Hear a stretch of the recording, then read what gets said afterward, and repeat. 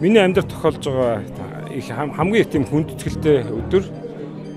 Тэгээ би одоо өссөн төрсөн Монгол ах уу, эцэг эхийн хүмүүжил бас таньж мэдсэн энэ бүхнийхээ явцад бол Монгол хүн бол их түүхээ, их хэлээ, үндэснийхээ одоо соёлыг бол хайрлан хамгаалж судлах хэрэгтэй гэдгийг мэдрээд тэгээ энэ ажилд аль болохоор дэмжиж, тусалж энэ салбарт ажилладаг хүмүүстэй олон 10 жил хамтарч ажилласны үр дүнд олон сайн санаатай хүмүүсийн дэмжлэг туслалцаатаагаар одоо бүтсэн олон одоо төслүүдийн одоо шагналыг л надад өгсөн юм шиг санагдаж байна. Нэг талаас нөгөө талаас гэх юм бол цааш ч гэсэн үнэхээр Монгол улсын тусгаар тогтнолын баталгаа бол Монголын түүх.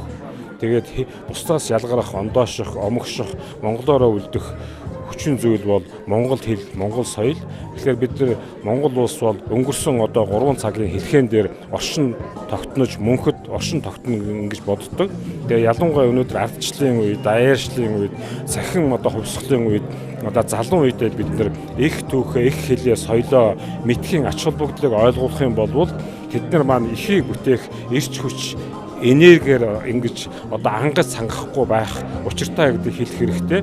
Одоо Монголын их түүх сая надад одоо тэр шар туужийг өглөө тэр шар туужд юу гэж бичсэн байдгийг гэхээр эцэг өвгдийнхээ түүхийг ис үсгэх нь их хүн үрээ орхиж гээхтэй адилхан гэж сургасан байдаг. Тэгэхээр тийм чухал ач холбогдол өгж ирсэн.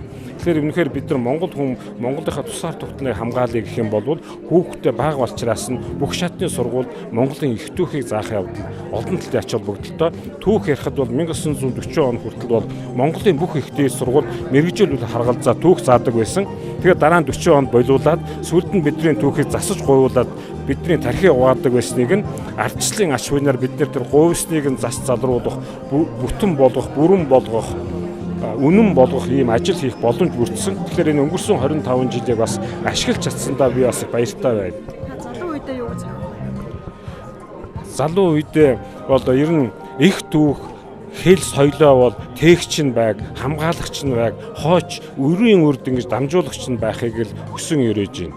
Зөвхөн энэ одоо хэл, түүх, соёл бол Монгол улсын тусгаар тогтнолын тулгын 3 чулуу гэдгийг л бүхэн мах цусандаа ортол мэдрэх хэрэгтэй байна л гэж хэлмээр байна.